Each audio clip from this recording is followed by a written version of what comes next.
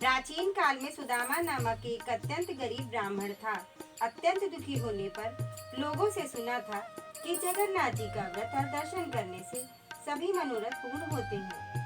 इसीलिए सुदामा जी ने श्री जगन्नाथ जी का व्रत और दर्शन करने का निश्चय किया। घर में ब्राह्मणी को समझाकर थोड़े से चावल लेकर दर्शन के लिए चल दिए। श्री जगन्नाथ जी के स्थान का पता पूछते पूछते यात्रा आरंभ की। यात्रा करते कई माह बीत गए। इस बीच सुदामा जी ने अनेक दुखी लोगों से साक्षात्कार भी किया। सभी ने सुदामा जी को श्री जगन्नाथ जी के दर्शन को जाते हुए जानकर प्रार्थना की कि हे महाराज, हमारे दुखों की भी भगवान श्री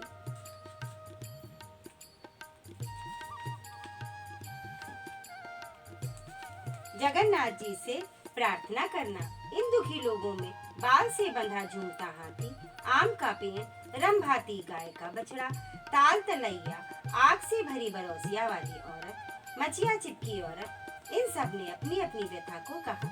हाथी ने कहा कि मेरा जीवन बंधे ही गुजर जाता है, मुझे ना कोई खोलता है ना समीप ही आता है। आम के पेड़ ने कहा कि मैं इतना अभागा हूँ कि समय से मेरे फल लगते हैं किंतु पकने पर कीड़े पड़ जाते हैं, कोई खाने वाला नहीं। गाय ने कहा कि मेरा बच्चा अलग रंभाता है और मैं अलग, किंतु मिल नहीं पाती। मार्ग में ही एक ताल व उसके समीप एक तलैया देखी। उनका ये कष्ट था कि पास पास होते हुए भी चाहे जितना पानी बढ़ जाए पर दोनों का संगम नहीं होता था। थोड़ी दूर पर एक कछुआ था जो तपती रेत पर पड़ा था। उसका कष्ट ये था कि वह सरोवर में नहीं रह पाता था। एक औरत मिली जिसके सिर पर जलती हुई अंगीठी थी। एक दूसरी औरत थी जिसके पैठ का चिपका हुआ था। इन सब ने श्री सुदामा जी से प्रार्थना की कि भगवान से मेरे कष्टों का निवारण का उपाय पूछना।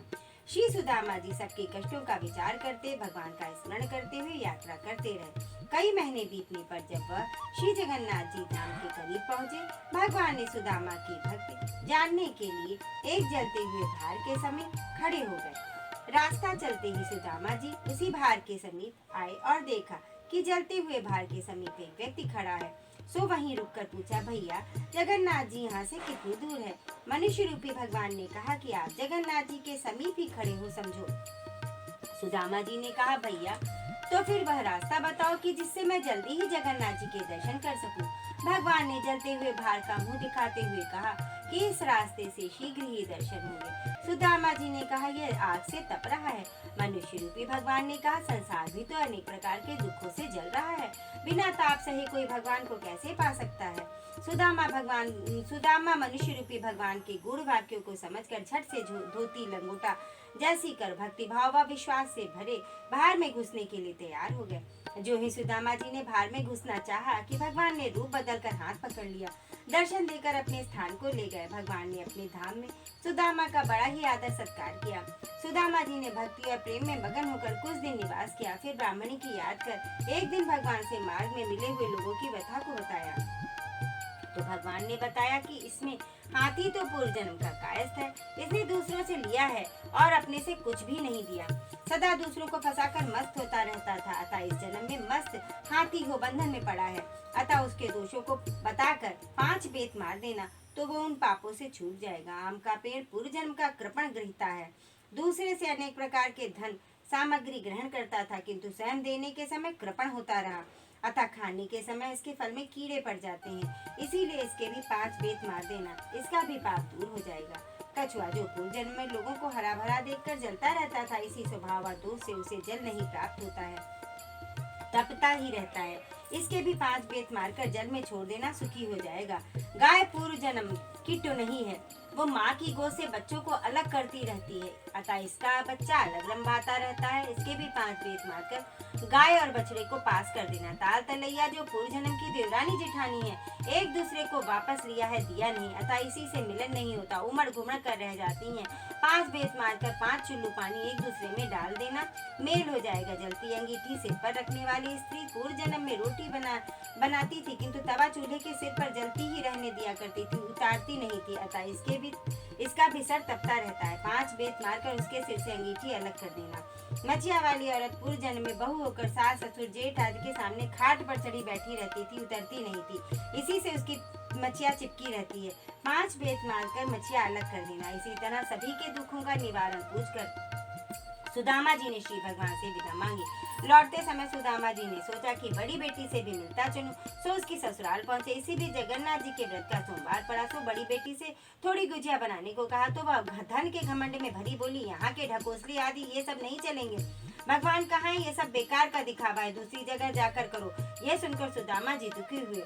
बड़ी बेटी के घर से छोटी बेटी के घर चल दिए। रास्ते में एक खेत पड़ा, सो छोटी बेटी की गरीबी विचार कर सोचा कि किसान से 5 बाली मांग लूं। ऐसा निश्चय कर किसान से 5 बाली मांगते हुए बोले, भगवान का व्रत करूंगा। किसान अहंकार से भरकर बोला, आग लगे तुम्हारे भगवान को, जिसे देखो बस भगवान के नाम पर मांगता ही चला आता है।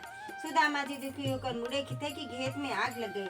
तब तो किसान दौड़ कर सुदामा जी के पैरों में पड़ा और माफी मांगने लगा। सुदामा जी ने कहा, भैया मैंने कुछ नहीं किया, तूने भगवान को आग लगाई सो भगवान ने तेरे खेत में आग लगा दी। किसान ने प्रार्थना करते हुए कहा कि अब कभी ऐसी गलती नहीं करूंगा। ऐसा कह गेहूं की बाली लाकर अर्पण की।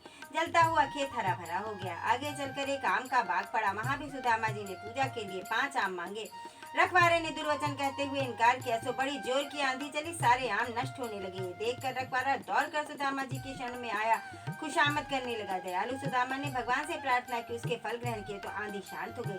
बाली और आम लेकर सुदामा जी दोपहर को छोटी बेटी के घर पहुंचे और कहा, बेटी गोबर से चौका लगा दो, मैं नित्य कर्म से निवृत्त होकर आता हूँ। जो कुछ सामग्री होगी उसी से जगन्नाथ जी का व्रत करूंगा। छोटी बेटी इतनी प्रसन्न होकर चौका लगाया, गरीबी विचार कर साहूकार के घर गई। अपने लड़के बंधक बनाकर पूजन सामग्री घी खोया आदि लाकर गुजिया पूड़ी गुड़ धनिया आदि बनाकर प्रेम से रखा। सुदामा जी के साथ सभी लोगों ने भक्ति पूर्वक व्रत किया। कथा सुनी, जो ही कथा समाप्त हुई तो ही बंधक रखा लड़का भी प्रसाद लेने आ गया। छोटी लड़की ने बेटे को देखकर नाराज होते हुए कहा कि तुझे तो बनिया के पास छोड़ आई थी, तू यहाँ कैसे आ गया? बेटे ने कहा कि आप ही ने तो बुलाया है, अभी अभी एक बूढ़े बाबा गए और बनिया के सब पैसे दे दिए और कहा तेरी माँ ने तुझे बुलाया, सो मैं चला आया। सुदामा जी को छोटी लड़की से बड़ी प्रसन्नता हुई। जब सुदामा जी घर पहुंचे तो देखा कि कुटिया की जगह महल खड़ा है। सभी ऐश्वर्य नौकर चाकर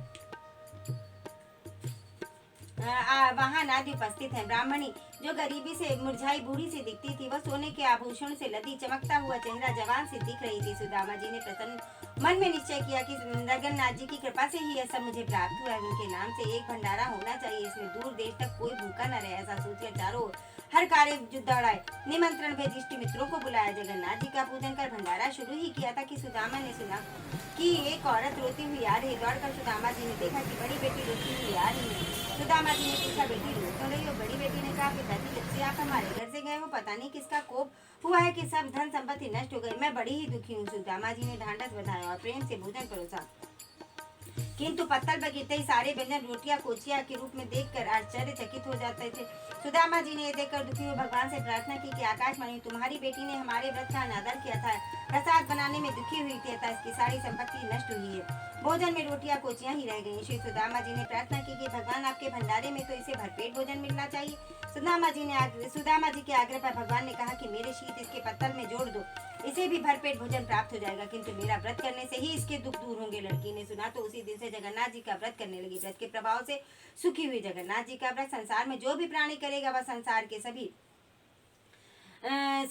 सभी सुखों को भोग धनवान होगा। जैसा कथा में वर्णित लोगों के दिन बहु रहे, वैसे ही सबके भी दिन बहु रहेंगे। जगन्नाथ जी की कृपा से दरिद्री को धन, निपुति को संतान की प्राप्ति होती है। संसार में ऐसा क्या है जो संसार के स्वामी अर्थात जगन्नाथ जी न दे सके? वे सब कुछ दे सकते हैं। श्री जगन्नाथ जी का व्रत करना चाहिए। इसके करने से जन्म जन्मांतर के पाप नष्ट हो जाते हैं, परिवार में सुखमय जीवन व्यतीत होता है। इनकी महिमा बड़ी ही अपरंपार है। बोलो जगन्नाथ जी महाराज की जय।